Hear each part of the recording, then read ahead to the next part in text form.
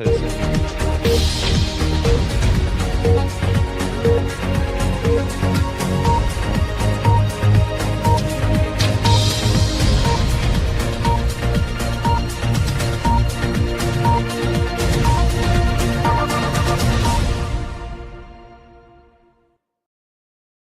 I'm gonna pull the whole thing down. I'm gonna bring the whole fucking diseased, corrupt temple down on your head. It's gonna be biblical.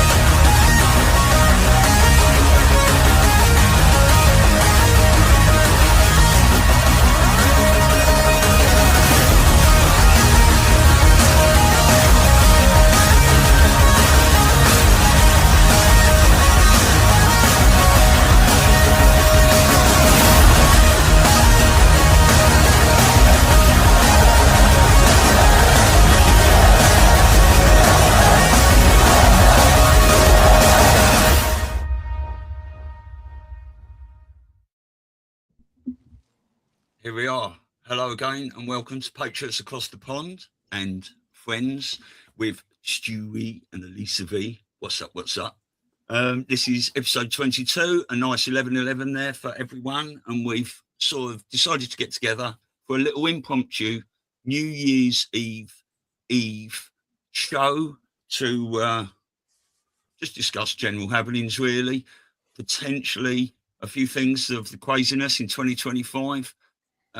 We might even discuss how crazy 2026 is going to get. And I suppose we should all be thankful that we've made it through another year alive, even though many people we know haven't. So we've got some great guests on, Joe and Scott from Truthstream, my wonderful co-host Elisa, and I'd like a special welcome to Mark Atwood, because this is the first time on the show for Mark, and Mark is our first guest to actually come from the same side of the pond that I am on. So we normally got Yankees on here and a few other people. But welcome everyone. How are Carol you? Too in the. I'm so sorry, Mark. Carol said she's backstage. Just FYI. Oh, there's another thing down there. Is she here already? Yeah. There she is. The one and only. The wonderful CAROLE MAUREEN FRIESEN. Elisa, over to you. Yeah. So, Mark, I think I cut you off. You're about to say something. We're so happy to have it's so exciting to have someone from the UK besides Stu, right? I'm from England, not the UK. Okay. So am I. The UK involves kings and queens and reptilians. Gotcha. England is a different thing entirely. Okay. I've just changed the flag behind me, Mark.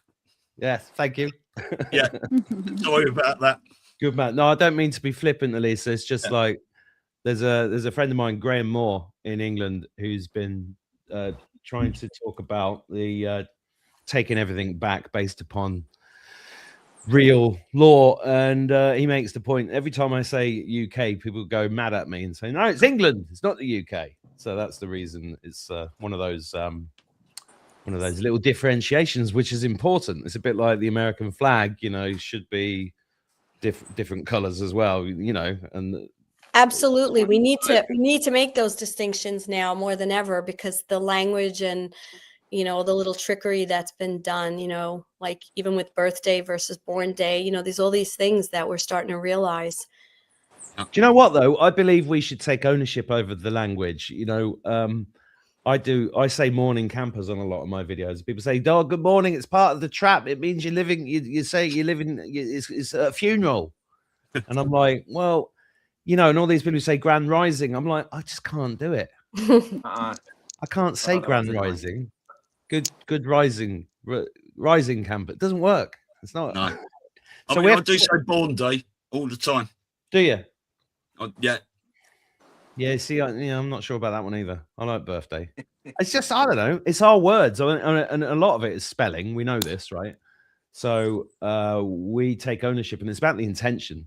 I was just going to say it's all about intention. And I don't mean to be panic. I'm not one of those pedantics, honestly. I just thought I'd throw that in because it was in my head. But I appreciate the welcome. Thank you. Hey, Carol, welcome. Bonus dias. Stop showing off, Carol. Well, you can say, good day. Yes, you can. That's That's what we nice. say here. Yeah. Yeah.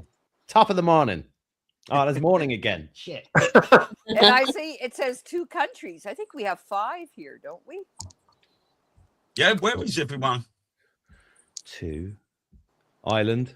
Costa Rica, Ireland, England. That's 4. I'm out here on the Serengeti. Canadian. I'm Got some Canadian. Serengeti. No, I'm in Arizona. Canada. You got to remember Canada. Yep. That's right.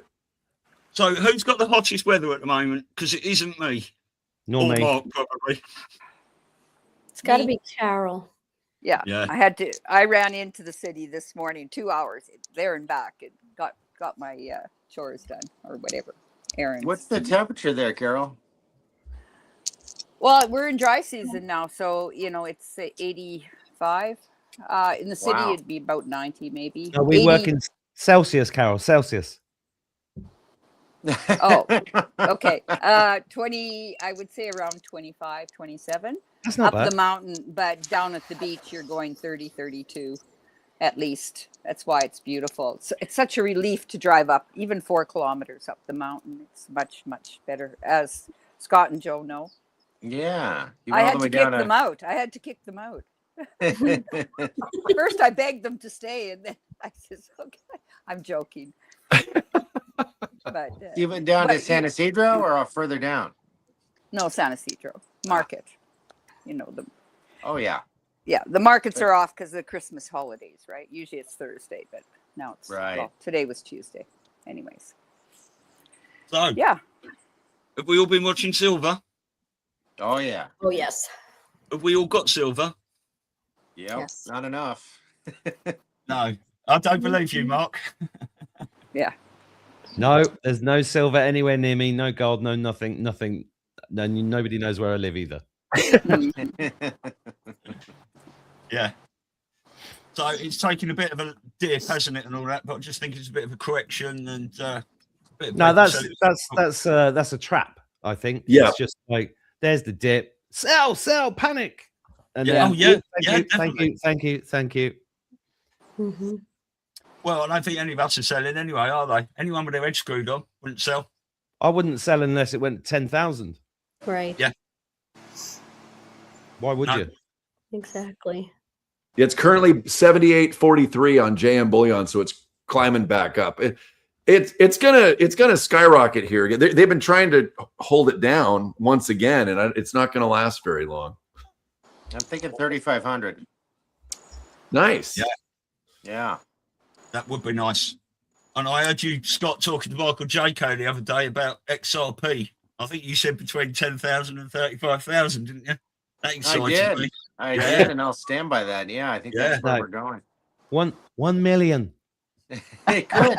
I mean, it has 17 the million. potential. When I first heard 35,000, I thought, well, that's a bit of a pipe dream. But when you really look at the pieces on the board, it starts to make a lot of sense. The 10 grand, I think, is the minimum.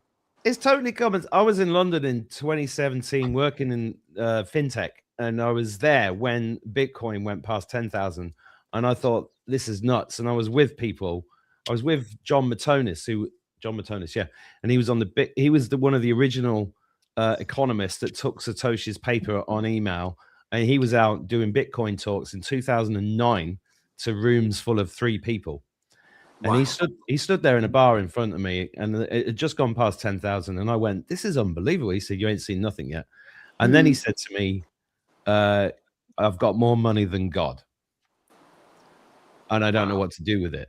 Wow, is it a wow? I mean, but if you look at Bitcoin compared to XRP, XRP is owned by a company. We know that. That's why I wrote a post about this for 7 or 8 years ago, saying, look, it's not true crypto, but it's there for another reason, and it has utility. And I do a lot of international transfers and have done for years. And 5 years ago, some countries went from 7 days down to 10 minutes. XRP took over Swift at least 5 years ago, in my view. So it's been held at this price for everybody, or everybody watching. Just get some. Just get some. It's interesting because I know one person in particular.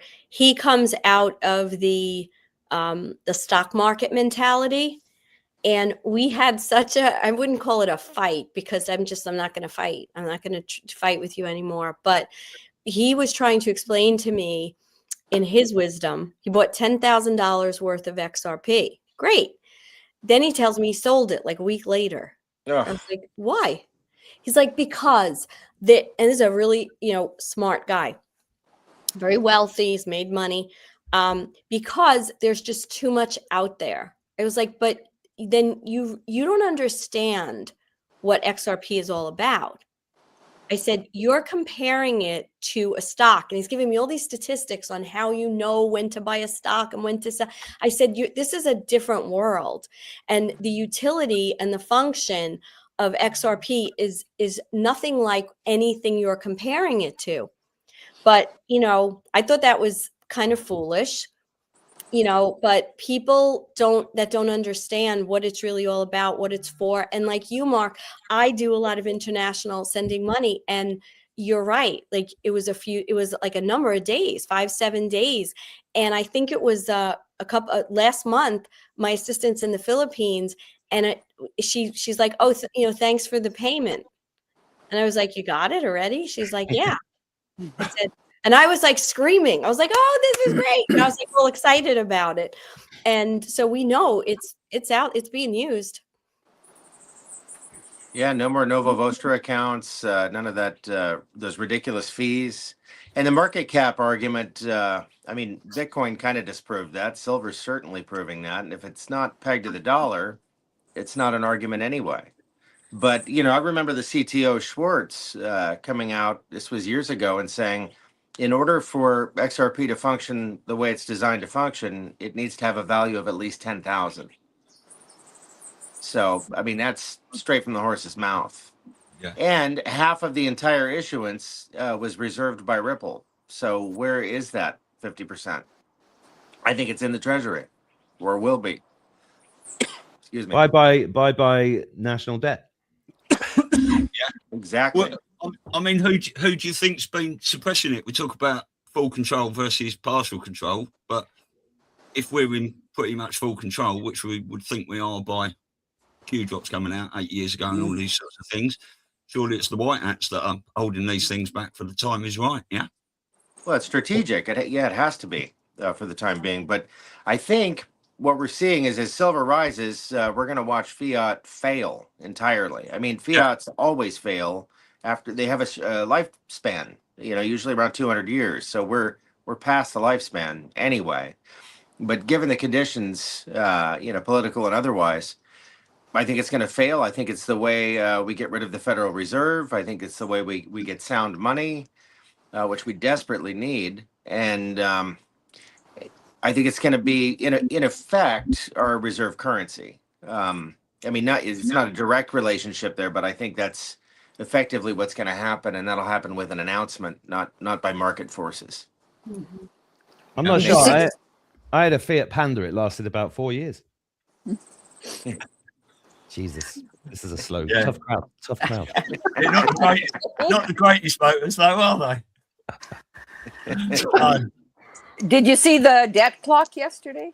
Because it said it was gone this morning, but it said under construction, and then something was finished. It's all done, money or something.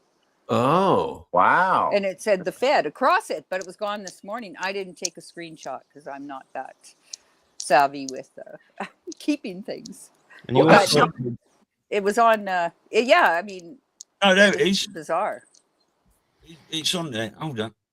I got a question. Can I ask everybody a question, right? Because you've started this show talking about money, which is interesting because you can't avoid it. It's there. But do you All guys? the time. Yeah. Yeah, I mean that ties in with Pappy Trumpo's popcorn thing yesterday and the new thing today. But you know, I think January the 1st, the silver squeeze in the Asian market. I mean, that's the end of the banks. It's going to be fascinating. But do you think I have found a staggering number of people in the awake world that are just waiting for XRP to pop or silver to pop, and I have the same conversation with them that I'm going to ask you now. Do you really think this is about money? Because I think it's all about consciousness and spiritual development, and I don't think anybody's going to get rich unless they're on the right page, you know, consciously. What do you guys think? Definitely. Well, I've said to people before, you know, many of my friends that are sort of normies or a little bit awake and things like that, I have said to them that it is not about getting rich. And I mean, I say all the time that it's like betting on the Grand National. I've picked my horses, right, and I've got them. I'm not transferring them to make an extra buck here and all that. If I'm wealthy with that in the future, that's fine. But if all the truth comes out and all these fuckers get arrested, I'm going to be a rich man anyway, because we'll be moving into a world of abundance and truth and love and passion and all these other things, right? No criminality. So that will be a bonus for me. And the other thing is as well, Mark, just what you were saying, is that I do believe if we're moving to a conscious system, it will know our heart, it will know our intention, what we're going to do with that money. So potentially, if RV centres do open, people will get different rates depending on their vibration, if you know what I mean. Do you know what I mean? No, I'm glad you're bringing this up, Mark. I do want to hear Mark's thoughts on that. Actually, no, I think that's the case. You know, and I've been, before COVID, I was teaching people how to make money and stuff like that, and I'd be fixing people's businesses, and it was really interesting work that I did for about 10 years when I was really a business consultant, and it was never the problem of the business. It was always the problem of the business owner's personal problems that were manifesting in the business. And if it wasn't making money, it's because they had a deep-rooted belief that they didn't deserve it, or if they were screwing people because they were hiding an aspect of their personality, that then the business would fail. And you know, I think it's always money in many ways, apart from you know, this fake money that we've had has been used as a control mechanism. It's the number one tool of our enslavement. Most people watching this will have read G. Edward Griffin's Creature from Jekyll Island, but yeah, going forward, I think all of this has been driven by. I think they've got everybody's bagged and tagged, and they know exactly what frequency you're at. I mean, I was only telling a story yesterday about the time I went to meet Trump when he came to Ireland, and I drove down. I heard he was coming to Ireland. I drove down in my car with Kieran to film it on the off chance that I'd see him, and we got there, and I drove into the hotel. And I saw Trump. I spent 3 hours in the same bar as him. I spent 20 minutes talking to Eric, tried to give him my book, and made a little film about it. And it was lovely. But the policeman knew my name, right? The guard knew my name. I never got searched. We're talking about Donald Trump. Wow. I never got searched. The car didn't get searched. I was just let into the hotel. And then I got this message. I got this picture, basically, that the technology they would know if a gun was within 100 miles of the place with the technology that they've got, which is the same kind of technology I think would be used to run a financial system based upon that. Well, but the point I'm making is that one of the big problems with the consciously awake truther kind of world is that there's a huge amount of people within it who've gone on so much about crypto. I mean, I've done a course on crypto to teach people about it, but with Gary, but no, you know, there's so much noise around the money side of it that it's like it kind of detracts from what this is all about sometimes, and that's why I was asking the question. You know, I think it's good because sorry, go ahead. You sure? Okay. What I was gonna say is I think, like, at least for me, I got into this, you know, like after my divorce. Obviously, I was becoming a sole parent to, you know, two teenage daughters. I was looking at stuff that would just help my future, you know, and be secure. But that was it. It was almost like I did it. I liken it a little bit to contracts. Sometimes you need a contract, but the best contract stays in the drawer once it's signed and you never have to look at it again. And so for me, it's like, it's just there, and whatever's going to be is going to be.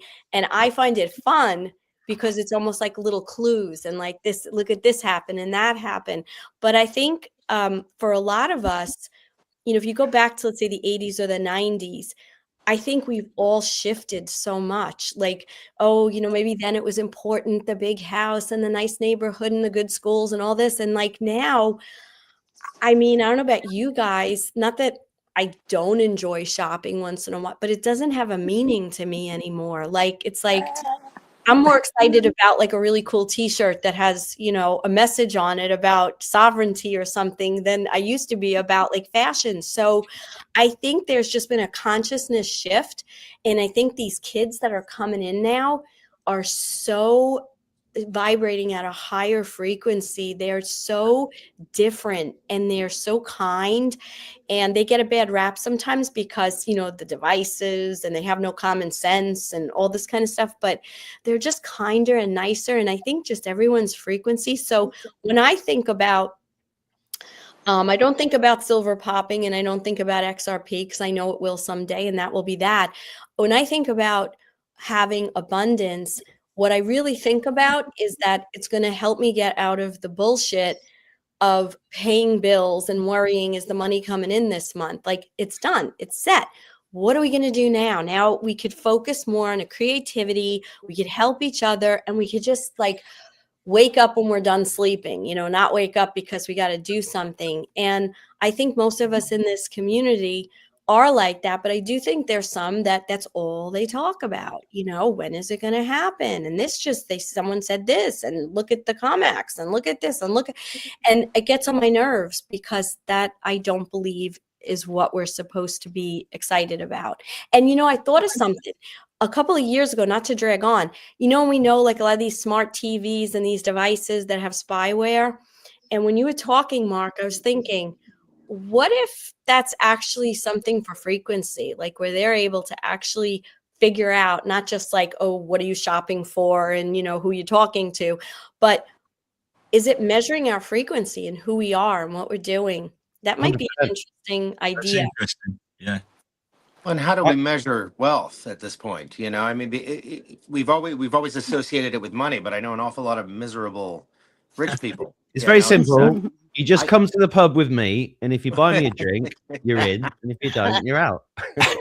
No, I made the decision to live in a 31-foot 1969 Airstream for the last 7 years so that I could do a podcast and be a bigger part of this and spend more time on the spiritual side of my life. And my life has been absolutely fantastic for the most part. I mean, it's there's always going to be a struggle. I think it'd probably be boring if it was perfect weather all the time. You'd get sick of perfect weather. It's it's one of those things. We have to have some contrast, but I certainly don't regret that. I think that really enabled me to have a unique experience that you can't buy.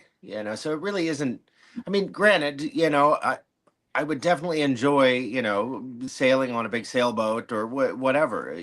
Money can facilitate some experiences for sure, but it has to come from within. That happiness doesn't come from anything external. And I think that's part of this evolution. And I think if more and more people embrace that, then that's what we emphasize. That's what becomes a part of our culture, because our culture's been sick for a long time. Yeah.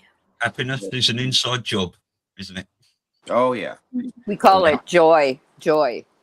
Happiness is, getting something from the outside. But to have joy is to be joined with our whole being within ourselves. Centered point. Right. I want to bring something up, because we all met, at least Mark and Scott and Carol and I met through an amazing gentleman named Louis Terms. Mark just finally released his film to the public on his YouTube channel about his journey throughout America, and he can go more into those details. But and now we've got Elisa and Stu putting an event together in April. And I think the most beautiful thing about this is having met each other in person, and our intentions are just, it's amazing to watch. Carol has a retreat center. Mark has a healing center. And, you know, we were all there in Ireland. And so the biggest joy that I've found in this whole thing is meeting like-minded people in person, having conversations,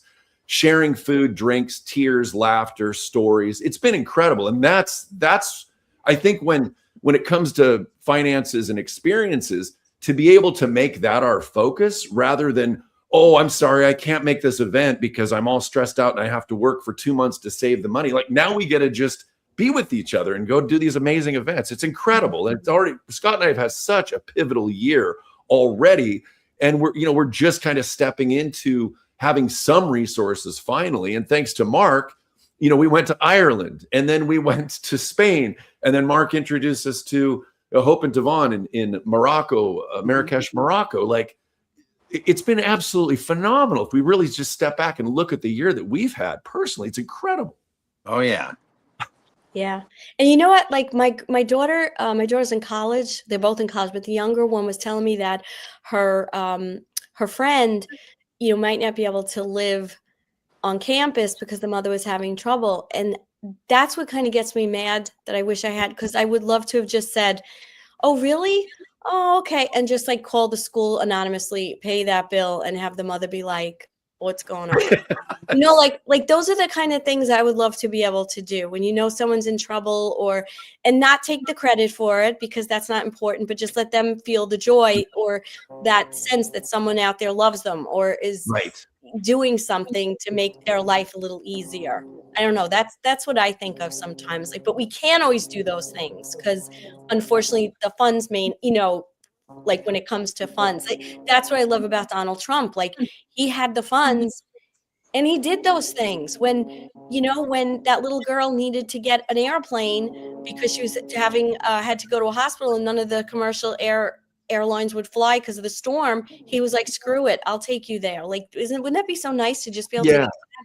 Well, Elisa, can you speak to that? So, being a New Yorker, you heard some of these stories. Yeah, you heard these stories before many of us did. This was through the grapevine, and can you speak to that? That'd be great to hear more. Well, I mean, he's from Queens. Do you guys remember when he was in the debate with Biden, whoever it was, and he said, "Where's this guy from?" And he goes to the mic. He's like, Queens. But yeah, it was sort of like, I guess, just through the grapevine or to hearing different things. And there's no question, he's a man of stature. He always was. He had an ego, right? I mean, how could you not? How could you forge and do the things you did? But just these stories that we would hear. And I'll tell you a funny story. My sister, this one, we were in high school. My sister, so that would be like mid-'80s. Her boyfriend was very wealthy. They owned a couple of food establishments in the city, but they were immigrants. The parents were immigrants. They worked super hard their whole lives. And the father was a proud man, right? And they'd have dinner and he'd bring all this great food home and he'd have steaks.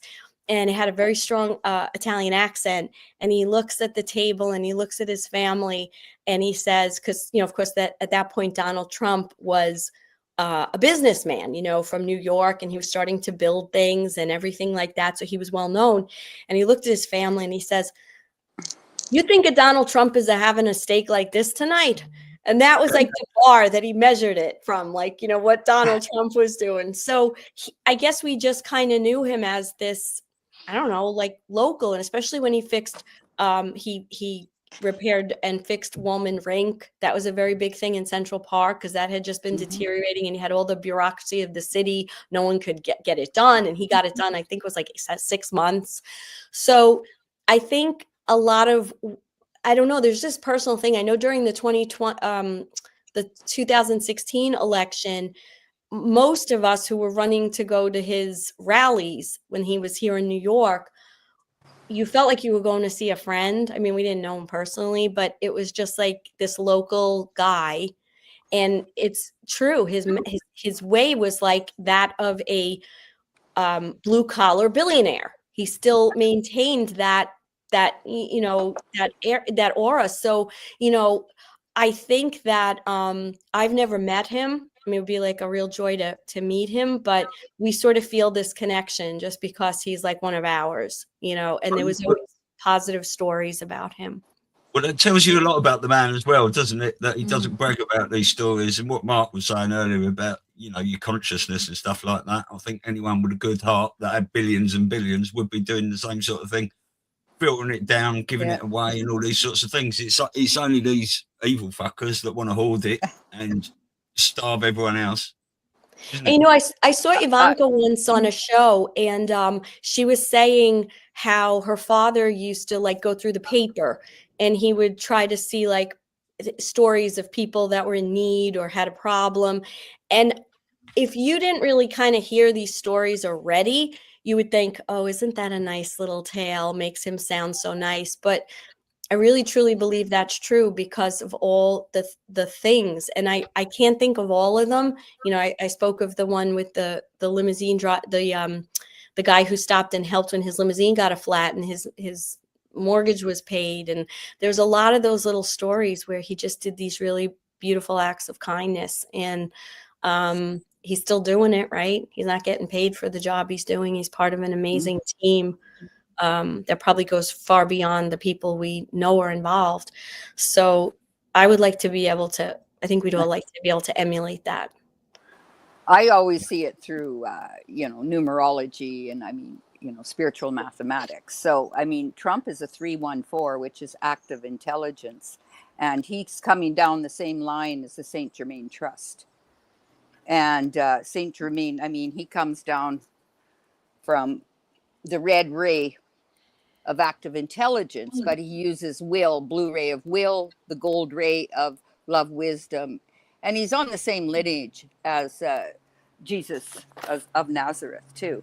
And it's he puts everything into action. He's not just going to talk about it. You know, you got to use all three rays in balance. And we all come from, you know, one of like the three colors and a few synthesized rays, you know, when you get into the higher realms of looking at things. So, I mean, this is coming from Guidance from the Masters, which is my teacher's book. And he worked with Dan Millman from The Life You Were Born to Live. So that's Trump's destiny numbers. And he's guiding us through the fourth dimension because his fourth dimensional self through his galactic signature is the red earth, and the red earth is the navigator, and it's in his heart. It's what he wants to achieve in this lifetime is this navigation. It's in his heart. I mean, he's got a wizard and a magician in his top and bottom, you know, and Saint Germain is with the white magic. They learn how to use white magic, and magic is just increase your magnetic field with active intelligence. And I mean, there's so much to it when you do readings. So it's just, and I heard of Saint Germain Trust back in 2006. And what is this trust? And basically it's Nasara Gasara and you know, it's, and then we got poo-pooed on that. So you know, you kind of hear it long ways back and then life goes on and and you know, it comes in so many, there's so many beautiful breadcrumbs out there to guide us through this time too. And, well, you know, see it in others. Just talked about the magnetism, Carol. People don't necessarily equate this, but MAGA, Mary Magdalene, the M, the everywhere. It's all there. It's all in the code. Yeah, and he actually works with what was it? Maha Cajon. So MAHACHOHAN. And that's the Lord of Civilization. And he's in charge of the physical material world of the planet. And that's what Saint Germain does from the third ray of active intelligence. But it's got Maha right in it, make America healthy again. And I mean, that's make us all healthy again type of thing, you know, and we've got to have, in order to have abundance is our health. And that's why. And that word Maha is ancient Lemurian language, Maha, Wa, Ka, Ha, Ti. Those are original multi-dimensional sounds that go back to the beginning of language in humanity, which aren't just sounds. They are, you know, you could hear one sound. I mean, M-A in Lemurian means the energy of the first light of creation. And there it is, MAGA. Maha. It's everywhere. Well, we're moving into this fifth root race. It is changing, and with the AI coming in, really, it can take care of left brain functions. We don't have to figure it all out. We can move into our right brain functions now with our own creativity, because so many things can be done automatically for us, and not to be scared of it, because the whole universe is numbers. That's what makes up the light, and it's the life force we need to work with. Like the creation of Mother Earth, what she can do in nature, that is creativity, and we can move into that and get out of our analytical minds, because that feeds we're an electromagnetic being, sphere energy, a toroidal field, and we're spending so much time in our mental, which is electrical. We need to get into our magnetic field and learn how to use the magic. It's all magic. It's not witchcraft. Magic. MA again. Yeah, magic. So it's learning, because they're using black magic. Yeah. And it's easy. I mean, it's about learning to use herbs for everything and for healing, and using sound and color therapy. Like Mark's has an amazing place with all, the machines, but then people aren't maybe using their body properly. It's the body that has to be in alignment, then those machines are 100 times more powerful. Well, my machines are bridges. We've had that chat before, but it's like this morning I did a short video about using my mind to get rid of the skin cancer I had here in the summer, and then I thought I'd put it on TikTok, see what happens, and it got taken down in 10 minutes. Misinformation, and I had to say, this is my experience. How can it be misinformation? You fuckers? But because people aren't there yet, but that CIA document that's all over Twitter today, things like the numbers 55515 is the number to get rid of pain, and this is all in the CIA documents from 1981 that go into our psychic and all those abilities that have been locked away by our DNA being deactivated, or 97% of it. And that's where we're going, and that's the really exciting part of all of this. Mark, are those the same? Are those the documents that talk about how the left and right brain, when they come together? Yeah, the two hemispheres. If you have 7 hertz in this ear and 9 hertz in this ear, the two hemispheres come together.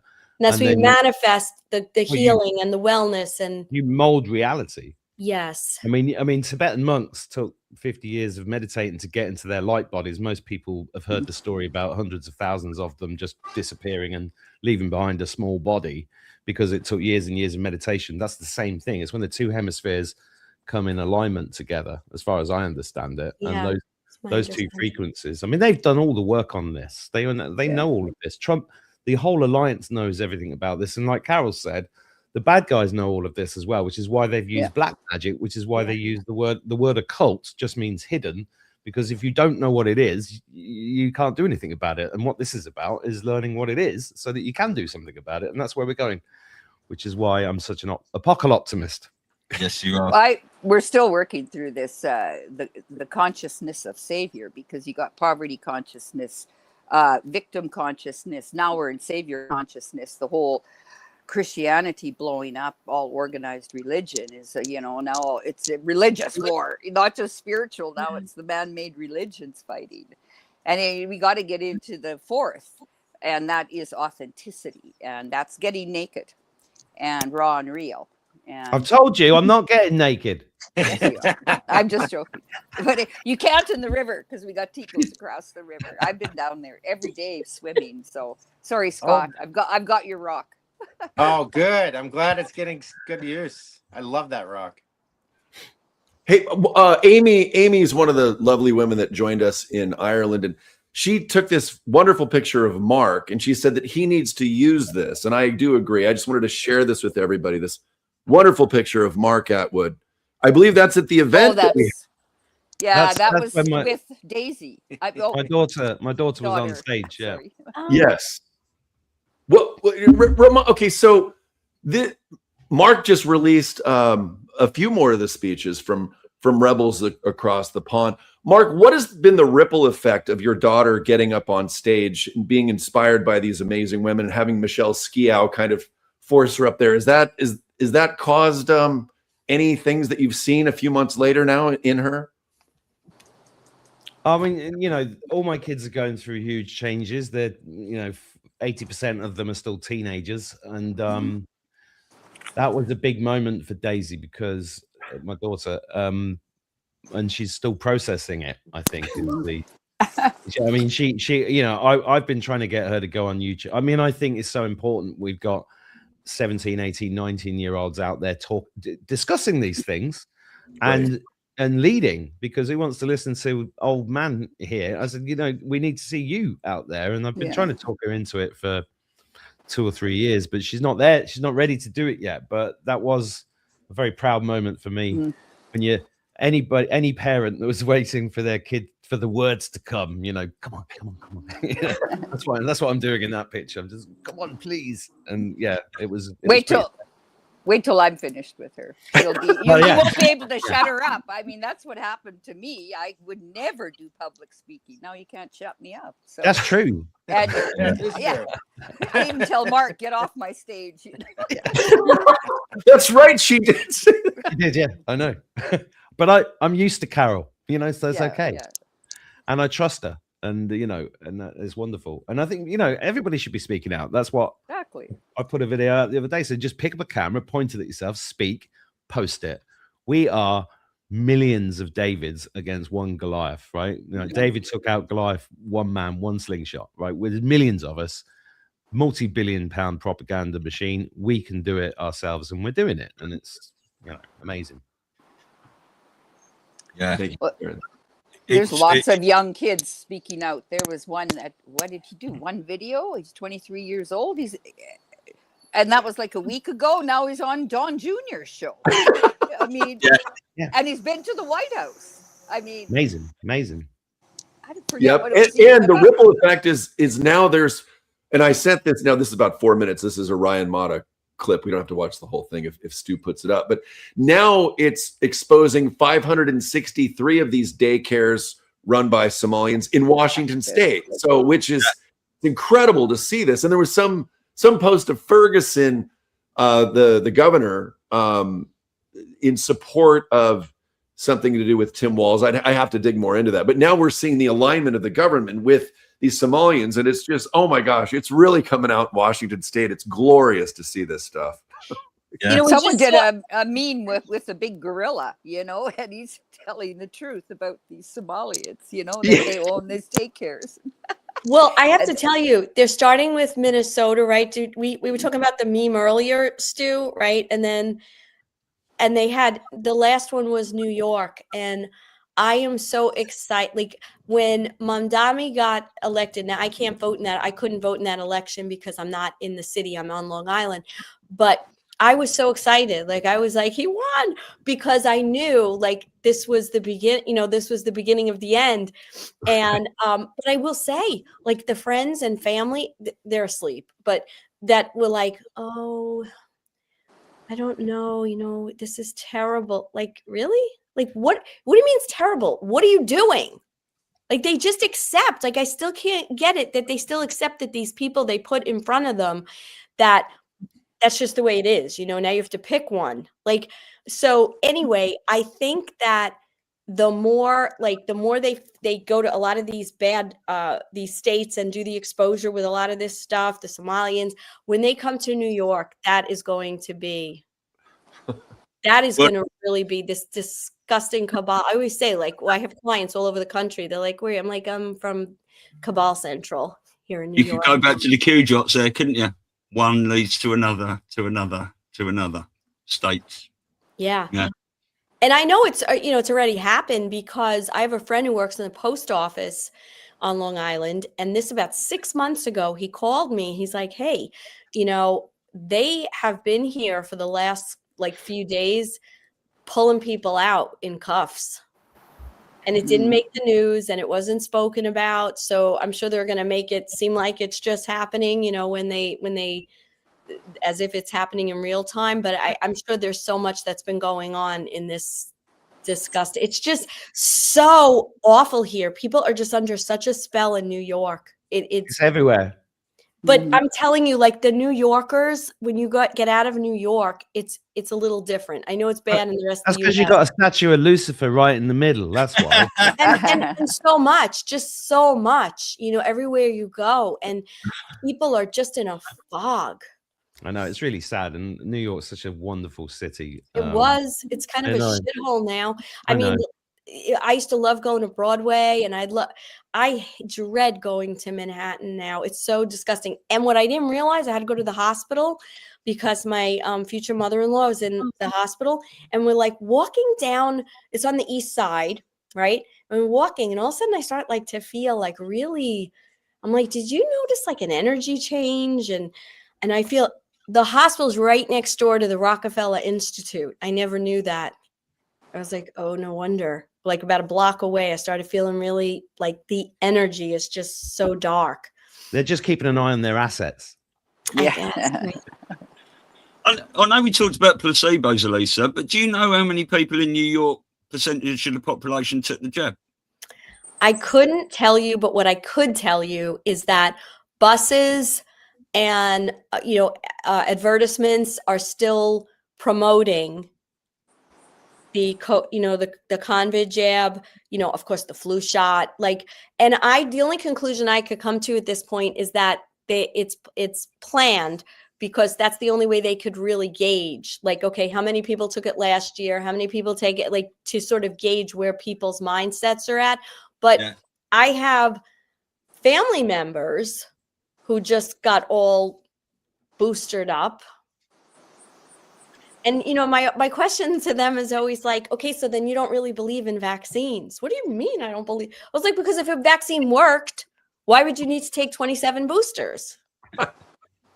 And they don't have an answer. Right.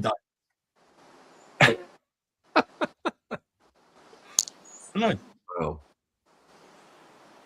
No. It's always a conversation stopper, isn't it? Yeah. Well, it's a problem when you got 6 people. You're like, who's going to speak next? Have I Pretty spoken? much. You don't want to step over each other. Didn't you have some questions? Who, me?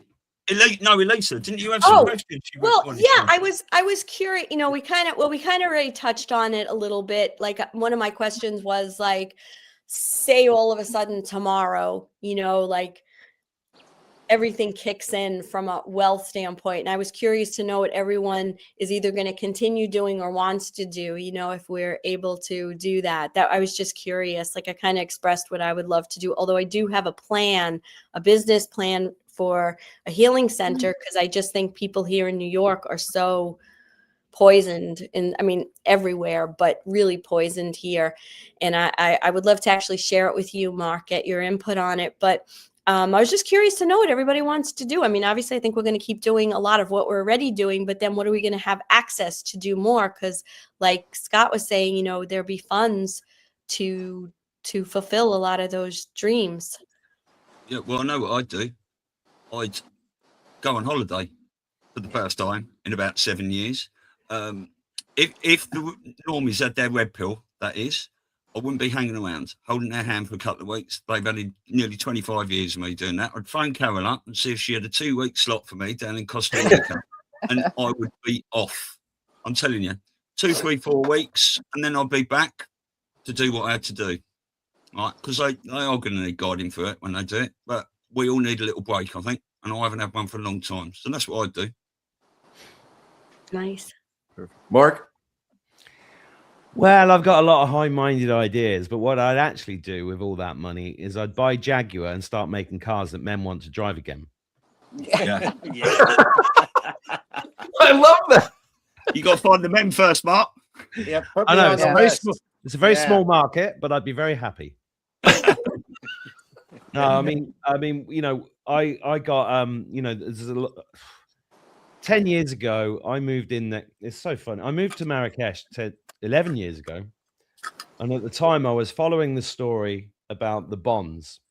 These are the bonds that the Dragon family gave to build New York and to build Chicago, trillions and trillions of dollars. And these bonds were being allegedly in a briefcase going across Europe on their way to Ben Bernanke, being carried by an Irishman. And I was following this story because when these bonds were going to be cashed in, It was supposed to release trillions and trillions and trillions of dollars for humanitarian projects, etc. This is in 2014.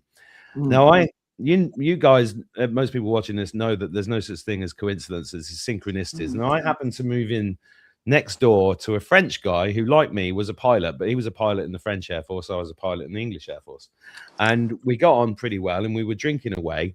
And then I'd had a few drinks, and I started going into the conspiracies, and I started talking. This is 11 years ago, and I started talking about these bonds because this story was really interesting. I think it was Benjamin Fulford that was covering it at the time. And he sat there and he said, he paused and he looked at me, and he looked like a Bond villain, this guy. He was like extremely handsome, shaved bald head and very French. And he went, "You are joking."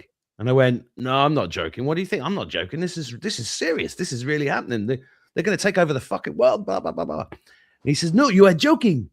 I went, "What do you mean I'm joking?" He said, "I am the broker." I went, "What?" And then he got his phone out and he showed me a picture of the bonds on his phone. What? He was the broker for the Dragon family, and well, one of them, as it turned out. And then I sat in on 3 years of meetings, listening in, as these bonds made it down to Buenos Aires, where Ben Bernanke, who was the president or whatever of the Federal Reserve, had to ratify these. He had to ratify these bonds. And then the bonds were ratified, I think it was in 2016. And then they went to Bundesbank in Germany. And then all these funds were going to be released then. This is 2015, a year before Trump. And an executive within Bundesbank, I think it was Bundesbank. Is that the biggest German bank? I can't remember. It was the biggest one. And then this guy just disappeared with all the money. But during those hundreds of hours of phone calls that I listened into, meetings about these bonds, there was talk about 230 huge humanitarian projects that were sat waiting to go. And he was talking back then about desalination of the water, reforestation of the desert, feeding everybody, the whole hit. This was years ago. And I think that was all true. I know it was all true because I listened to all the phone calls and happened to sit next to this guy who was like dealing with this stuff. But again, it relates to consciousness. And I think the consciousness of that guy and a few other people involved with it was just about the money. It was all about the money because, you broker a deal like that, you're getting paid hundreds of millions of dollars, hundreds of millions from one deal, so they will spend 3 or 4 years trying to broker deals like that. Same as being a yacht salesman, you get one deal, you're sorted for 10 years. Can't remember why I'm telling you that story, but it was to do with what you're going to do with the money. So yeah. I kept getting the same message. I get all the stuff when people talk about Q and say, "Oh, you're just waiting for a savior. You're in a cult, blah, blah, blah, blah." I'm like, well, that's not what I got from Q at all. What I got was you have more than you know. And what are you going to do with it? And that's why we opened the healing center, because people were dying now. And I just wanted to stop people dying or give them an alternative place to go that had all the technology that I'd learned about over the previous 10, 15 years, because I knew people needed to go into a place where there's a machine and they can go into it, that kind of thing. They're not ready for the spiritual healing yet. They have to go through this process. And that's why I've been trying to say to people, look, just get off your ass and do something. One small deed, just even opening a door for somebody changes the consciousness of the whole planet. Picking up a piece of litter changes the consciousness of the whole planet. And I think that's why this has all taken so long, because we have to be ready to receive these gifts, and we have to be ready to be able to apply them in a way where we are actually helping humanity, but it's we, the people, that are doing it, not the governments. And what we're going through is a process of seeing the middlemen being exposed and then disappeared. And it's a beautiful process, and we should all be very proud of ourselves to survive this long, but also be part of it. Beautiful. Thank you for sharing that. That's so cool. What struck me just now, of course, I always go into my geopolitical Q thing, but you saying like 2015, and I'm thinking, okay, so we pretty much know that this operation was going on a lot longer than it was, right? So you got to wonder who was controlling, at that point, Bernanke and some of these operations that were going on, right? And very interesting, like you had a firsthand view into that, but that's kind of cool, because then I would tend to think that, you know, anybody who disappeared, you know, where did it really disappear to? Which is kind of encouraged, you know, makes me encouraged, you know, that things were happening. But anyway, I'd love to hear. So what about you, Scott? Well, I think I'm going to have some spiritual assignments based on the experiences I've had in the previous years. But I'd like to spend some time on my sailboat in the Med. I think that'd be great. And just, you know, continue to deepen the relationships that, you know, I've created over the last few years and make more. Maybe explore some other dimensional realities, you know, I don't know. I've got some different ideas for, you know, that involve helping out animals and other things. But yeah, I think just really doing what I can to enjoy the hell out of the now. And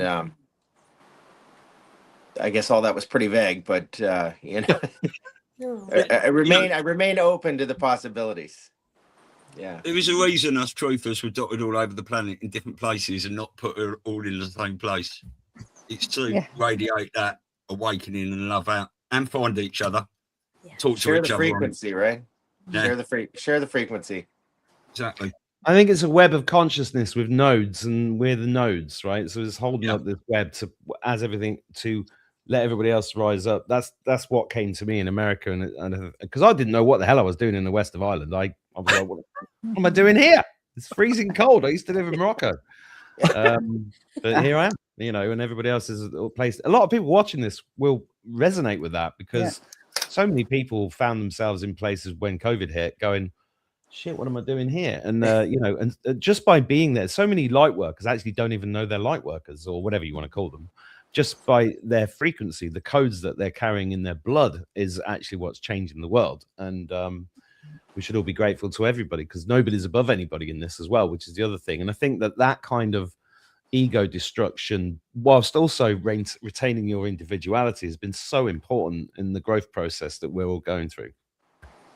Yeah.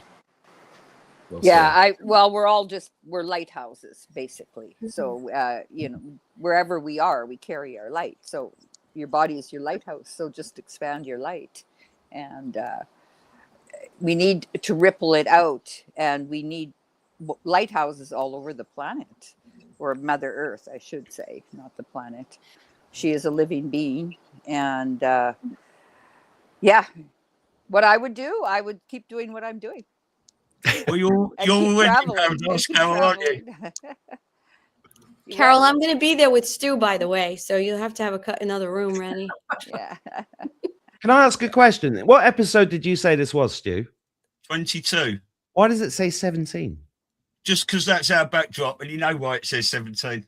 No, it's just, Where does it say 17? The top. Oh, there, yeah, episode 17. Otherwise, I'd have to change it every time, Mark. But yeah, that just stays there all the time. You know, our thumbnails and everything on the videos change. Yeah. Well noticed, sir. I doff my cap. Love it. Joe, we didn't hear from you. Yeah, well, I think, you know, I watched a recent interview with the gentleman named Jack. It's Jack Neal's podcast, and he's interviewing Chase Hughes.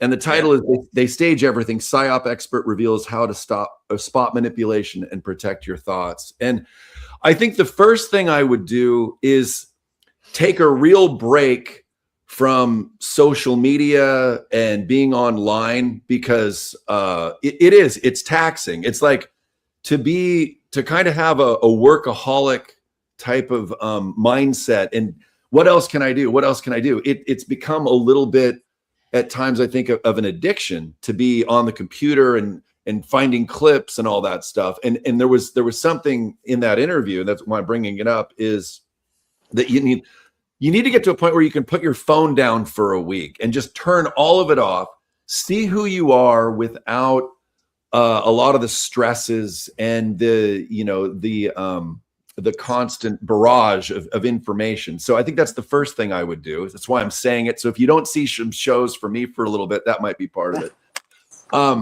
I think also it's going to be amazing. I've lived my whole life in like stress and anxiety. You know, sure, there's moments in between, but doing what you love and trying to make a life out of it, but there's not really a degree for that. And just trying to figure out what is it that I can do that I value and that I want to put my time into and make a living has not been easy. In fact, for Scott and I, it's only in 2025, really, I think, I can't speak for him fully, but where that really started to come into play. And so I've never been able to really fully dive into my music and the other artistic outlets that I've had as a full-time thing. It's always been in spurts or inspiration. So to see who I am in a way of not being in fight or flight, even though David Martin says there's not fight or flight, we have 12 senses, and it's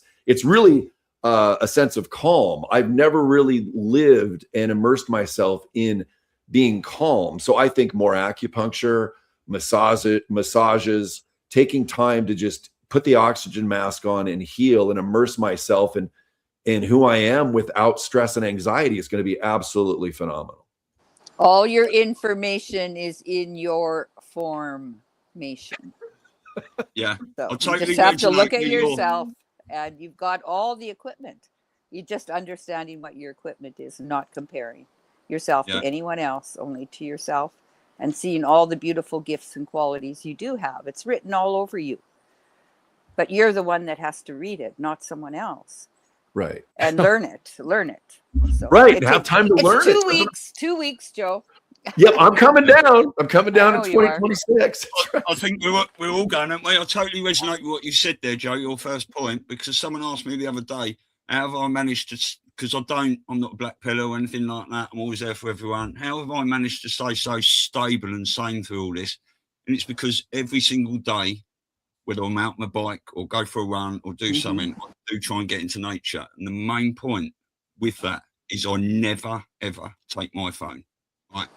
So whether I'm away for an hour or 5 or 6 hours, a long bike ride, I'm always away from that. When I come back, I feel invigorated again to crack on, get the digital fingers out and have a go. But my point of maybe going to see Carol for 2 weeks is I can get up in the morning, and for that first day, I can walk past my computer without turning it on and not worrying about anything for a couple of weeks. Well, not that I'm worried about it, but just not going digital soldier mode, Yeah. Well said. Well said.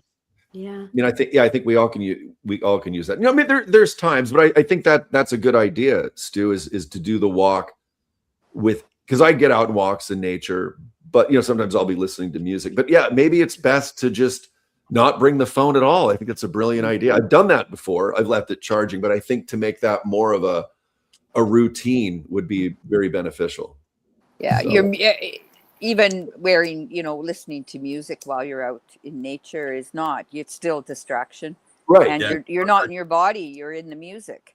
And just to hear the sounds of nature. I mean, there's nothing more beautiful waking up and hearing all the birds singing, the whole orchestra of the jungle or the forest. We didn't listen to much music in Costa Rica because we were right near the river at Carol's. It was incredible. That was a very tranquil experience. So I there's definitely been times, but yeah, I definitely suggest going to Costa Rica. And if you're not sure what to do or where to go, I mean, the best guide in the world is right here that can plug you into where to get the right cheese and dairy and the markers and where to get linen. And I think that's another thing.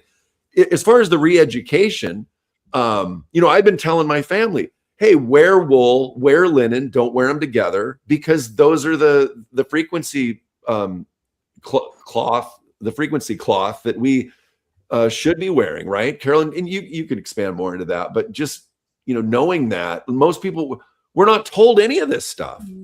Well, the reason you don't wear them together because it comes to 0 point, because linen goes from left to right and wool goes from right to left.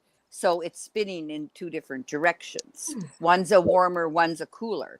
And so then it becomes a healing fabric, which is made out of silica or flax, which is silica. So it's part of the crystalline body.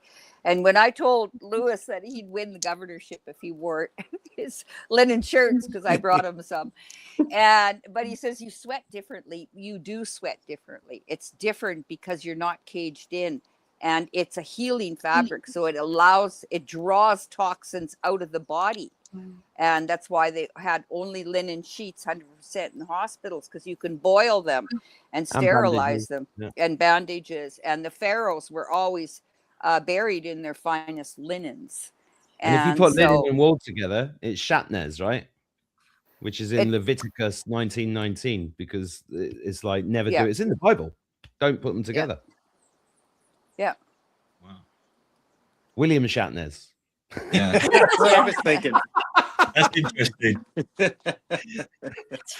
Spock. Linen. No. Won't go there.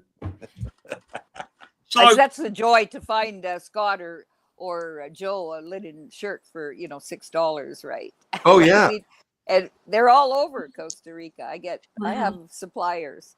So yeah. I mean, I have no other clothes that I wear, except when I went to Ireland. I needed some warm clothes, but I don't have very much wool. So I had to wear some bamboo. And I mean, it's you do what you can. But if you can move more and more into natural fabrics, cotton and bamboo and hemp are all good too. It's just they're not the healing fabrics. They vibrate about 100 to 120, depends if they're organic. They don't block your energy field like polyester and rayons and stuff. Just wear a black garbage bag instead over your biofield, or your blocks your aura, your energy, the light. And that's why when you wear linen, you kind of glow wherever you go, right? Right. Yeah. Carol, I got rid of all my polyester shirts and underwear, and I got rid of it. I gave it all away. So it's great. And I gave it all away to people you don't like. You're just thinking that. Well, I gave it to whatever, Goodwill or Salvation Army or whatever. I don't know. I could have thrown it out, but there were some pretty cool shirts that it was kind of hard. But it's like, well, because now when I put stuff on, I'm like, God, would Carol? There's this thing. It's like, would Carol approve? Like, you can't help but think of these things. Is all your underwear wool now, Joe? 100% organic cotton. That's good. For now. Maybe I'll find linen underwear at some point. But there is linen underwear, especially for men. And then you have healthy balls. We all want that. Yeah. Breathing. All right. Well, look, seeing as it's almost New Year's Eve and we've had quite a big year this year, what's your favourite memory of the year in this awakening? Can I ask you that? That's a great question. Well, I had a little thought, and I keep chuckling about it every time I think about it. And I Googled it earlier, and I can't believe that's over a year ago in October. But every time I think about Trump and Biden calling the American people garbage and him turning up in that garbage truck with that on. Right? That was better than McDonald's. Genius moment that was. And then he wore it on stage for about half hour, didn't he? Yeah. What made him look thinner? That's what his he bodyguards told him. You look thinner. Oh, okay, I'll wear it. Yeah, I'll probably put everyone on the spot there, trying to go, oh, what was mine? But I have a couple, and it's hard, man. There's so many, but I think a big part of it was there was a couple realizations. The first one, when Scott and I, because we've talked a lot about wanting to travel and being able to go see the world, but when we were in Costa Rica, and we were talking with Mark Atwood about the trip to Ireland that we didn't, because we there's a certain amount of people that made that all work, and we didn't have it quite yet. And just when we were talking to Mark, and he's like, I don't care what it is, you guys got to be here. And just the support from Carol and Mark over the last year has just been, it's been amazing. I mean, to play in in a 12-person room to play music in Ireland in front of my friends. You know, in a world of AI music and 30,000 songs being created or uploaded a day. I mean, but those 2 trips were like, wow, we can breathe. We finally arrived in a way. We get to do what we love. We get to do this through the show, and our friends are supporting us. And it's just, it's not necessarily a certain moment, but those 2 trips were so pivotal for Scott and I that it's like we've stepped into what we've been imagining for years. So that's, I'll start with that right there. It was amazing. Yeah, great. Definitely. I think one of mine was, I mean, just, of course, the whole year has been absolutely fabulous, but just driving up to Trump Durrell in Miami and going to speak at Trump Durrell was just like a fairy tale come true, you know. I mean, just with his name everywhere on it. Not that it's just, everything was so beautiful, and to spend time with Jason Q and Dina and Michelle, and they had 3 nights and we had 3 nights, but we overlapped, and so they came and stayed with us 2 nights because they were there for the golf. So there was 4 of us in this room, and to the laughs with Jason Q at 3 in the morning, and he's reading to us out of these books, and he gets so excited, and I said, God, Dina, is that what you're, you know, whisper sweet decodes all night, you know, their pillow talk, right? Oh my God. And we met Elisa there for the first time, like in person, for sure. Actually, we met in March. Cape Canaveral. That's Cape Canaveral. Yeah. I mean, 2025 has just been the most incredible year for me. I mean, I could just go on forever. Just so many blessings this year. I guess personally, just running into someone that I knew in high school and had a crush on, and now I'm engaged to him. That was just incredible. But then, you know, my life has just taken such a turn. You know, I was running my coaching practice, and like, I just kept getting these signs like, yes, you're supposed to help people, but things just weren't happening the way I wanted to. I was like, how many more meetings and networking and people, and it's just not working. And then when Carol and I worked with Mel on Dear Mr. President, and I just met all the people that were in this movie, right? All of us were in the documentary, and building the relationship, and then being the MC at, you know, the Quantum Summit, then going down to Trump Durrell, and just like this whole soul family coming together. And that's where Stu and I met after the movie, and we just were chatting it up and decided to do a podcast. And it was like everything that I thought I was working in that direction, like that wasn't working out. Everything I started doing, like with the podcasting, I was literally shocked that no matter what I was doing, I was like, this is working out. This is working out. And I was like, okay, I'm being led in this direction. And I don't know. It's just, I mean, like politically speaking, I do have to say I love last week when Trump had all the big pharma people. Yeah. That to me was one of my favorite things. I mean, when he was standing there going, great guy, great guy. We had all the people, and then he's like making them give away. Millions. We called it the walk of shame. Oh, that was so brilliant. And there's just been so many of those moments. So I had a great time at the XRP community event up here in New York. You know, just kind of meeting Brad Garlinghouse and David Schwartz, just so many. I don't know, this year has just been so incredible. You know, it just, and I feel like my frequency has just gotten better. My kids are just doing phenomenal. Like, I don't know, it's just such a year. So I just feel so blessed. So I can't imagine what's going to happen in 26. Yeah, but yeah, I'll just respond to that as well, because I had a phone call about 4 or 5 years ago. Someone had been watching me just sitting here waffle on to myself all the time, really like doing what you're doing and everything like that. I've got a couple of guests you can get on, started giving me names and things. Well, I've started getting a little bit excited and things like that. Wrote out some intros and stuff, and it never happened. And it sort of like deflated me for a little bit.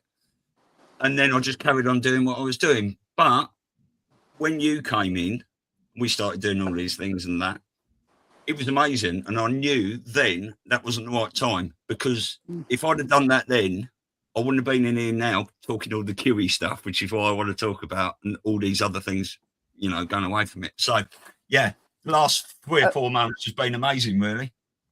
Yeah, Stu is the one that sent me a video after listening to News Treason with David. And I got on their call and I talked to them about Dear Mr. President. And then Stewie sends me a video and I sent it back to him. I says, for God's sake, you're worse dressed than Zelensky. He was bareback and he's sending a 45-second video in bareback on his podcast. And you got my attention. And so I sent it back. Hey, put some clothes on at least.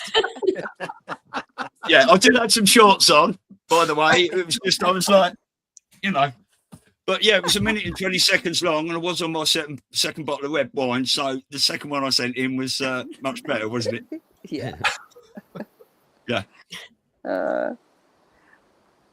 Yeah. Gosh, Anyone else? This year's been so incredible. I can't pick a favorite, but my favorite thing about it's been the adventure. You know, I've been living out of a suitcase for months, and you know, spending the time in Costa Rica and just, you know, being, you know, in the river every day. It's like a baptism of sorts. Staying up all night drinking with Mark Atwood in Ireland, that was phenomenal. That was a great time. So many amazing places we visited, from, you know, the castles in Ireland to castles in the south of Spain. Yep. With David Mahoney, you know, ballooning over Marrakesh, you know, for sunrise. That was spectacular. Yep. I mean, I could go on and on and on. It's just, it's camel riding. You wanted to do the camel ride. That's right. The camels. That was phenomenal. Meeting so many wonderful new people and getting to spend time with so many of my favorite people. And, you know, really just feeling like we're all making a difference for each other and sharing that experience with the world and hopefully making a difference there. And it's been fantastic. It really has. And it just keeps getting better. So, yeah, I'm just full of gratitude. I think this next year is going to make this last year, you know, look boring in comparison. We've got so many exciting things coming up. Remember, dental work is 1/10 of the price. Show, yeah? Oh, yeah, Carol, you'll see me soon. I said dental work is like, yeah, no, that's why I said you'll see me soon. I'm coming to Costa Rica. Wait, Carol, speaking of dental work, I was just totally digressing here, but I was just watching a video about comfrey oil in the mouth and how it helps to regrow teeth. Yeah, that's probably, I posted it. It's comfrey root. You got to get the root powder and you mix it with eggshells, or I pearl powder would work definitely too, but eggshells. And it grows teeth back and cavities and stuff like that. And where do you get that? Any herbal. Like Amazon? I asked my guy this morning. Yeah. I was looking at it yesterday. I posted that yesterday. Okay, wow. So I had seen, I actually saw a video, and I know it wasn't yours because I saw this like about a month ago, but I'm going to look up yours because I want to get, so just grinding up eggshells along with. You have to clean them and dry them out in the oven. Yeah. My comfrey, I have a huge comfrey plant right here. I make my own comfrey oil. Really? So, yeah. Wow. But you can drink it too. Take him out.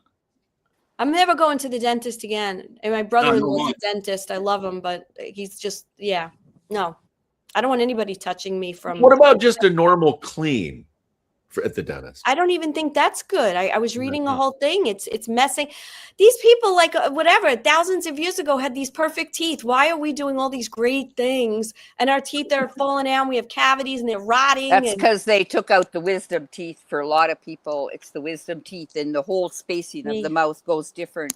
And then you got cracks. That was to develop our jaw.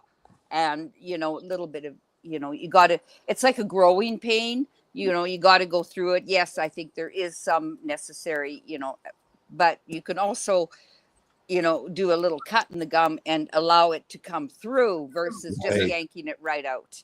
And that is connected to the heart chakra. The wisdom teeth are connected to the heart chakra. So we've lost the wisdom of the heart by losing those wisdom teeth. I mean, we can, it's still energetically they're there, but, it's even more powerful. But it created a lot of problems in the rest of the mouth. Well, and let's not talk about fluoride and all the other Yeah. poisonous. So to answer your question, Joe, I'm not a dentist, I'm not a doctor, but I'm not getting any more cleanings. I'm getting myself some of the powder and yeah. Yeah, because it's the bone knitter.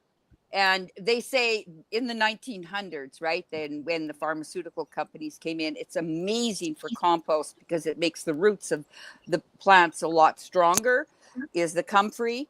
If you put it into compost or even just sprinkle it on top of the plants. But then also the pharmaceutical company, everyone was using comfrey root for broken bones and stuff like that, and drinking the tea. But then now they say, well, you'd have to take probably a truckload of comfrey, but they said it was damages the liver. Well, who's going to, drink a whole, semi-load full of comfrey? Right. The amount you take a little bit, and it's if you break an ankle or anything, always comfrey. And the powder you make into a potass, and you can wrap it up in linen, and you'll heal it twice as fast. The bones. I did that when I broke my finger, because I was talking to you. I told you. And I was using the oil and the linen, and I mean, it's amazing. So for the teeth, how do you apply that? Would you use the oil then? Good question. Well, you can use it as a powder, but you can put oil in it too, right? But a little bit of coconut oil with it, or swish with it, or 20 minutes. I have the write-up. I printed it off yesterday on teeth. Mark, Okay. I can send it to you if you want. I would love that. Thank you. Yeah, can you put it in Telegram and we can share it too, maybe? It's a website where I got it. Website. Okay. Yeah. Perfect. I still have it up. It's just these little things, and like I find, I don't know if you guys do this, like I was sitting in a coffee shop the other day with my laptop and doing stuff. I think I told Stu, and these two women next to me, I didn't know them, and they were talking about some ailment. And I was like, okay, they could either tell me to shut up or not. And I was like, excuse me. I was like, I don't mean to, interrupt. I overheard. And like, it's amazing. Most people are so grateful, when you just give them a little bit of like advice and just your own experience. I was telling them something about health, and this lady was so grateful, but I kind of like, I find that I can't stop myself sometimes. I figure if someone doesn't want to hear it, they'll tell me to, bug off. But I think most of us, are we all guilty of like just doing so much for free, like our whole lives, because we just want to give, and then you're like, well, I do have bills. I have to do something to get money because I just can't do everything for free. But see, if we had the funds, that like it's the same thing. You just help. Right. Okay, I just put the link in the private chat so that thank you. Get it I'll out put of it there. in our chat. Yeah. I think we're all guilty of sticking our oil in certain conversations, aren't we, over this last 5 years? Definitely. Excuse me. Maybe not that polite, really, but. So, I mean, have you got anything else you want to say, Elisa? Questions? I was just gonna say to people that, 2026 is coming up. No date fagging or anything like this, but has anyone got any predictions for 2026? Apart from by July, it's all going to be done. Yeah. We should all got our fingers crossed for things like this, because I certainly think from January the 1st, we're going to see some big things happening. I think we can all feel it, can't we? But not maybe a prediction, what do you want to see happen? What's the catalyst for the normies? What's your... Well, you know what I think Trump alluded to, and I'm really looking forward to this, when he said he kept giving it to the insurance companies when he was talking to the pharmaceuticals. So I would like to see, well, it's just the system breakdown, you know, and I'm enjoying seeing more and more of it. And it's interesting because I was at a normie networking breakfast a couple of weeks ago, and one of the guys turns to me and says, "Have you heard about all these children in whatever the hell it was, Texas, who have whatever freaking disease it was because they're not getting vaccines?" And I was like, okay, I can't even. It was like, can I have more tea? But the point is that they can't just pull all this stuff away because there's people like this who are going to freak out, you know, because they've bought into the lie so much. So I think we're going to see more of that. I'm looking forward to seeing them now going after the insurance companies. They're kind of showing big pharma falling apart. So I would love to see more of that. And I would and hope that we're going to see more of sort of the Nasara Jasara rollout with some more patents and technologies like that. I think we need some of that, you know, especially if they're taking down all the bad stuff to start replacing it with the good. And yeah, that's what I hope that we see. Well, I think it's going to be election fraud that's the next huge. Yeah. Without that, you know, that's especially what he put out the other night, 121 tweets in an hour. Yeah. On Christmas I didn't Eve. hear that. Yeah, Christmas Eve, 121. And they were all about election fraud.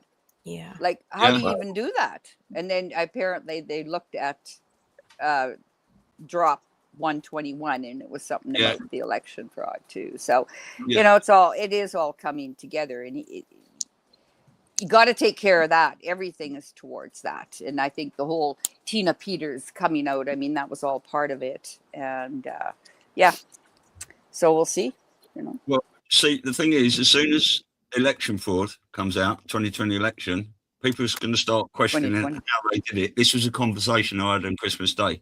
Oh, you're talking rubbish. When that happens, they will go, well, how did they cheat the election? Then COVID comes into the picture then. Big start. And, you know, those two things, I think, are really going to kick it off. Whatever comes down the pike after that. Walks and all sorts of things. But well, in all countries will start questioning if they're using the Dominion voting machines, and then they'll unravel it all. I mean, then Venezuela, everything will make sense. Yeah. Does anybody think we're going to hear like a big, much more intense information coming out about the kids? Like, do we think that's going to come out in very full force, you know, because it's their, you know, this one's arrested and this ring over here, this ring over here and that, but like people still don't understand how much that has been going on for so many years. I think the drip with the daycare right now, they can do it one step at a time. And let's see, that's one layer. Oh, the daycares. That, I mean, you're not going straight into, you know, Adrena, whatever. Yeah. The red stuff. And so, it's really, really important that, because this is low layer, right? I mean, it's been going on and filtering out. And, you know, it's first of all, it's just talking about the abuse of daycare money, not the children yet, or there's no children in them even. So right, where are they going? Right. Starts to open those questions. Yeah. Dominoes. It'll be like a dominoes effect. And then you can go to the next layer and the next layer and the next layer. And we're in deja vu, you know, we're just watching all the reruns. So yes. Yeah, well said. exactly. The Just public breathe. rollouts of a lot of it, what's already done. What about you, Mark? What do you hope for? I hope for the EBS. Well, yes. I mean, that I've thought this through a long time, and that is, I can't, either that or just a giant spaceship. Yeah. Yeah. You know, but I just, I don't know. It's not like I want to say I told you so to anybody. You know, and also, I get the very strong feeling we're going to see something none of us are prepared for, something incredibly miraculous. I mean, God's going to enter the equation in such an undeniable way. And I think that's the only thing. And it's all those, for me, it's always been about the children. I say this figure almost every week, 22,000 children every single day since the Second World War is a billion children. And that's the official statistics. We need to evolve to the place where we have forgiveness, but we don't forget about justice. But we don't do justice like a baying crowd that wants blood, because that's not how we evolve. But you know, we all want justice, basically. And I think the EBS is I can't think of a better way of doing it. You know, I just can't think. If anybody can, let me know, because I just think it's a great idea. It'd be the way to do it. But I'd love to see that. But I don't do predictions, because you get burnt very quickly doing predictions. And I think it's just a case of, for me, it's very personal for me. It's been an amazing year. It's been a very personally amazing and difficult and amazing year.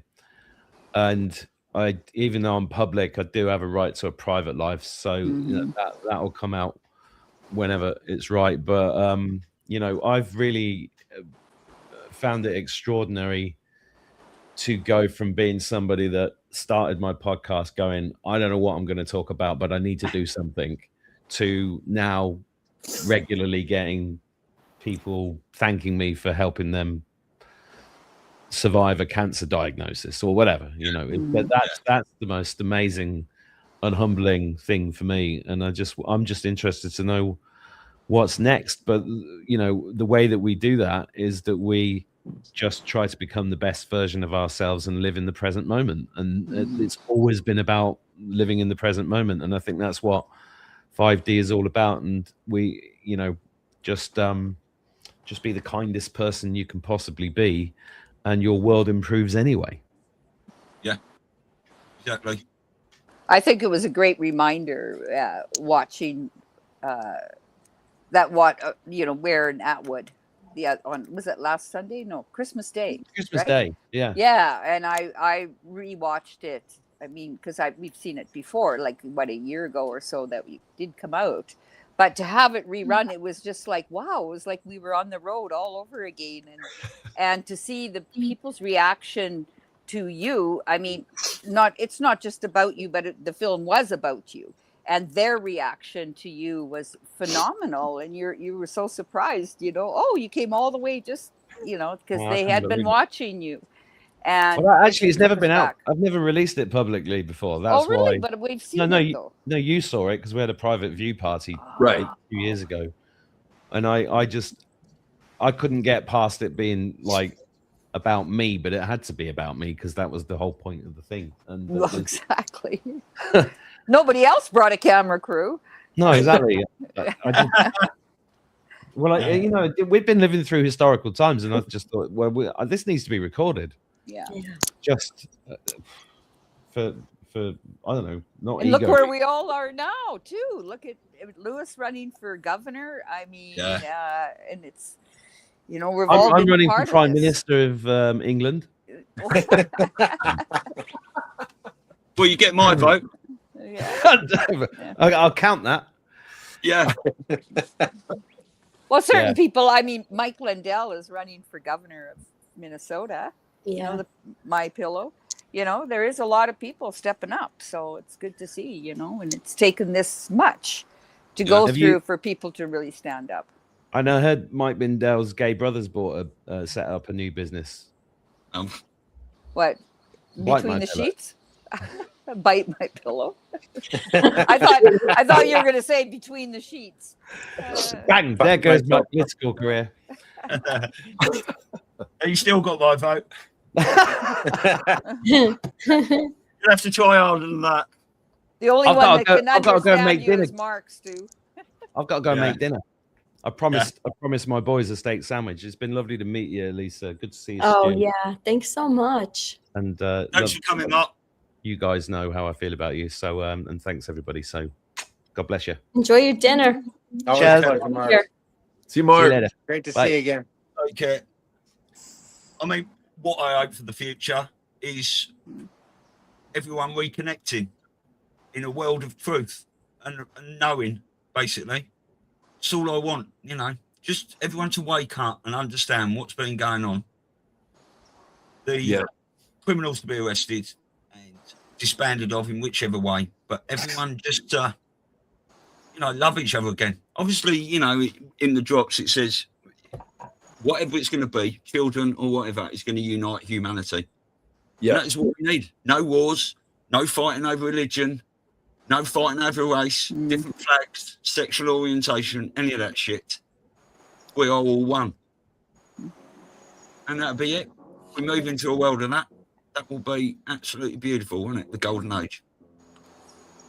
It's hard to believe it's real sometimes. Like all these things that we've wondered as kids, like, you know, I personally, it's like, I know the world could be much better than it is. Why is it the way that it is? And then, you know, getting to meet Scott and he'd bring up certain things, and then meeting more people like you guys and doing the show and learning about these atrocities. To me, when I heard about them, you know, it's the only thing that made sense. In fact, I had a harder time believing that Bono, I mean, now I look back and I can see who he's affiliated with, but it was harder for me to believe that U2 wasn't who I thought they were than it was to believe that kids were being trafficked. Because to me, all that made sense. That like, why is the world as bad as it is? Okay, well, I can see that these world leaders are doing. But then you can start connecting the dots. It's like, who's hanging out with who?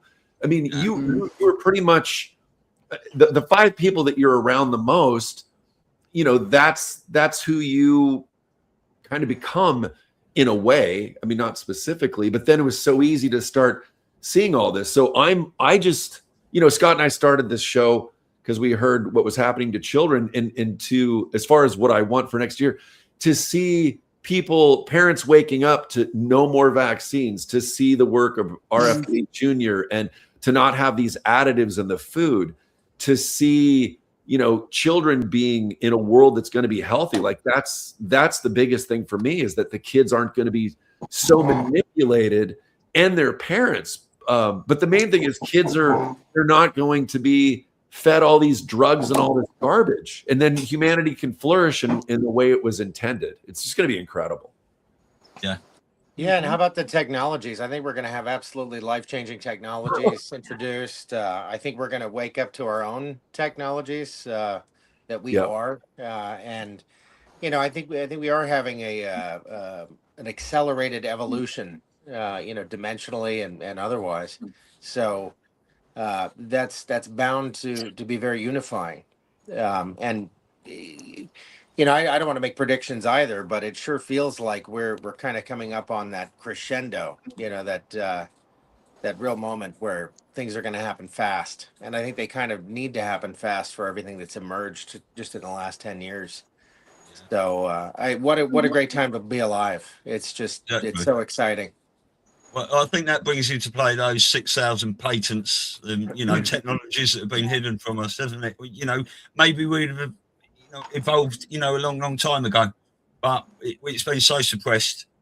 You know, we've been living with a boot on our face, as they say, but not anymore. Yeah, that's right. Not anymore. Maybe another 6 months. Yeah. Beautiful. Well, that was amazing little get together. Yes. Anyone else say anything? What's coming up? Yeah. Oh, what have we got? We've got Matt Geiger tomorrow. Are we doing a show on Thursday, Elisa? It's New Year's Day. I wasn't planning. We probably have the day off then, and hopefully Jason Q on Friday. Yeah, that's what we have Jason Q on That's Friday. us. What's everyone else got coming up? You've got Jordan Clark on tomorrow, haven't you? No, tonight in 4 hours. Yeah. Oh, right. Yep. Yeah. Beautiful. I hope he's feeling better. He looks.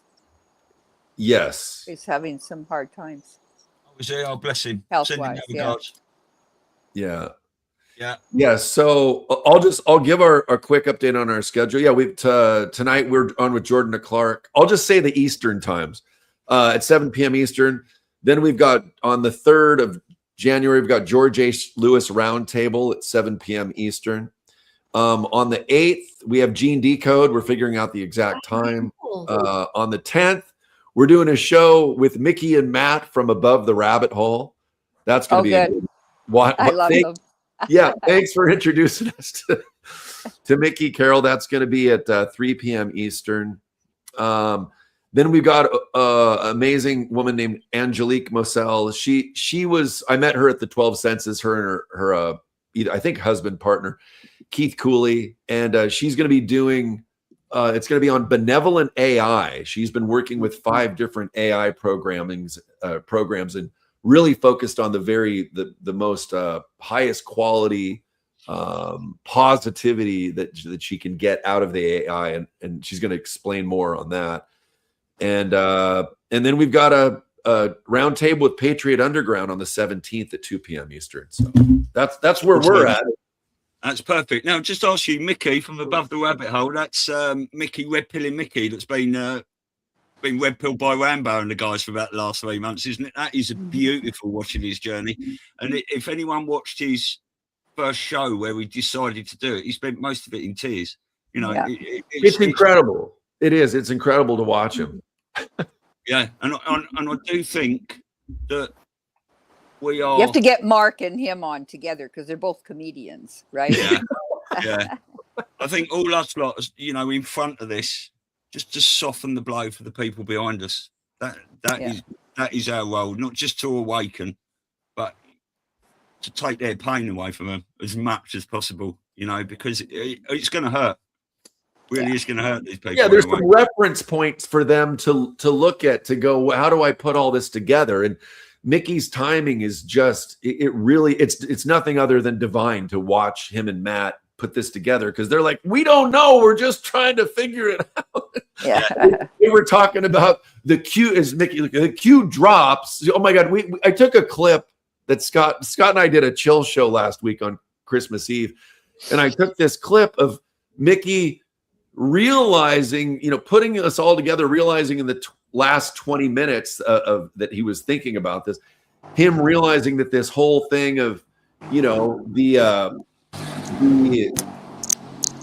blank, what was that part, Scott, where you could basically the redactions of Trump's name, and there's, he's putting it all together, and he's just like, what? So this is all part of the plan, and to watch it unfold in real time in this 5 minutes was, I had to share that. Of course, the clip's got like 27,000 views now because so many people relate to it. He also they played Mark Atwood's how he broke down, and they played that on News Treason, and then you guys, and then the Mickey one was right after that. Yeah, it was a great. It was a great. Yeah, I could have included, but some people, they see it's longer and they just want that really 2 minute, 3 minute clip. It was already at 5, but totally agree with that. Absolutely. Yeah, amazing. And Carol, what you got planned? Well, I have 4 retreats this year. We've got one in February, one in April, one in June, and one in September, the 2-week. And I take only 8 to 10 people at a time, depending male, female, and the housing, the accommodations.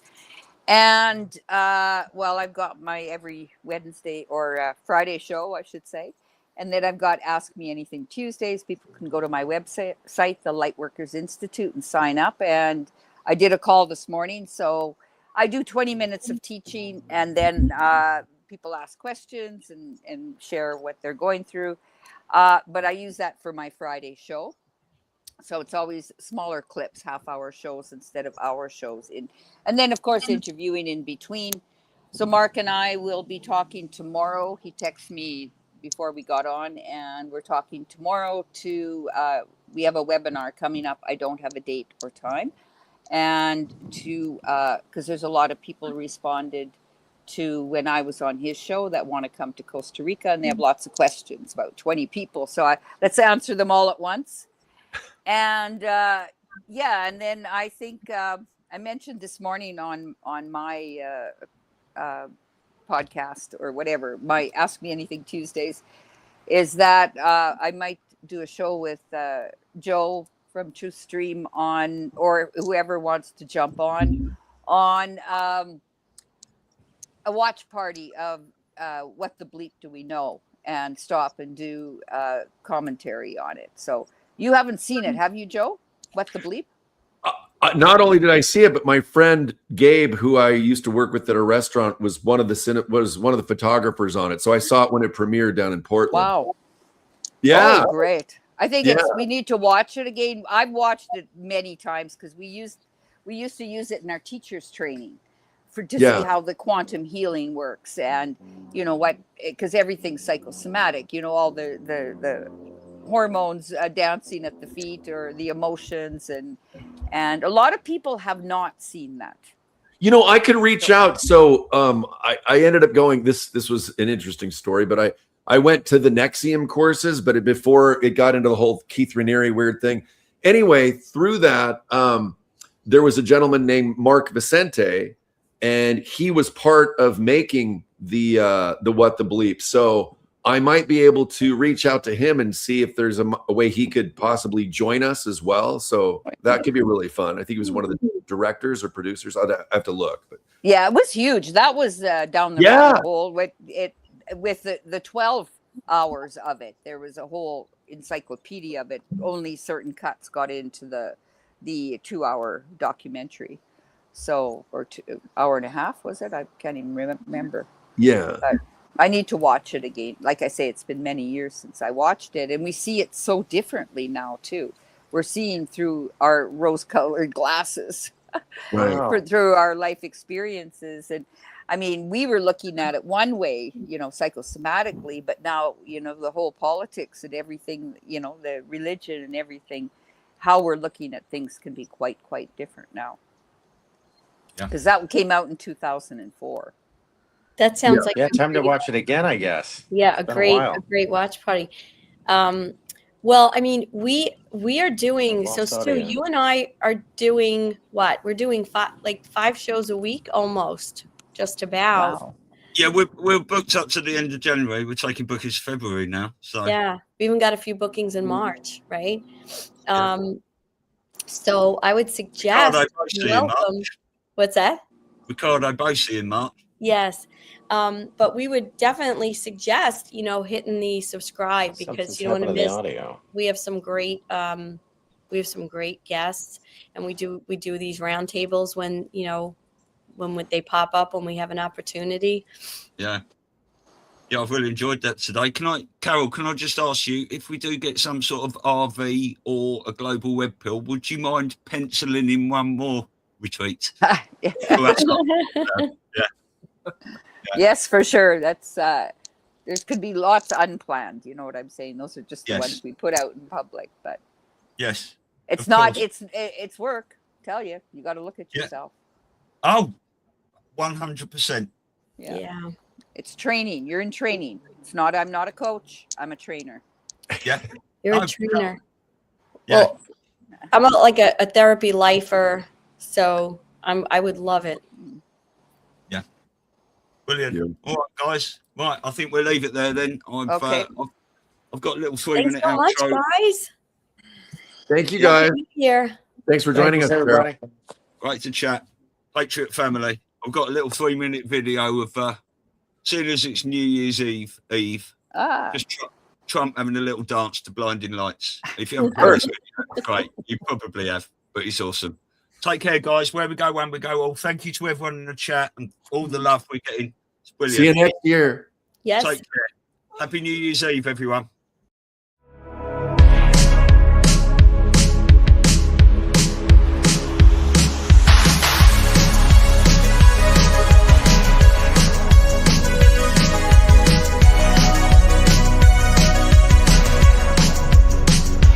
I've been trying to call.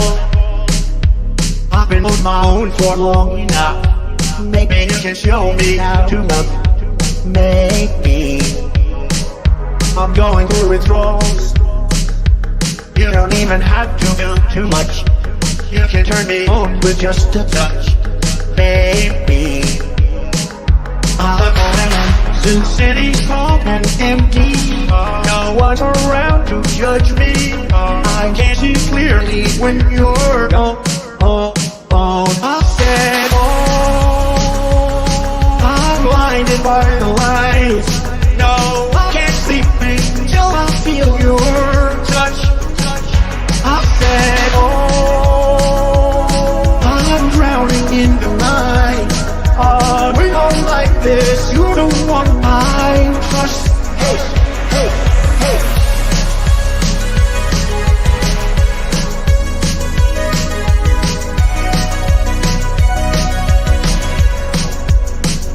I'm running out of time, 'cause I can see the sun light up the sky. So I hit it running overdrive, baby. Since city's calm and empty, no one's around to judge me. I can see clearly when you're gone. I said, I'm blinded by the lights. No, I can't sleep until I feel your touch. I said, I'm drowning in the night. We're not like this. You're the one I trust. Hey, hey. Just looking for to let you know I can never say it on the phone. We'll never let you go this time. I said, I'm blinded by the lights. No, I can't sleep until I feel your touch. Hey, hey, hey.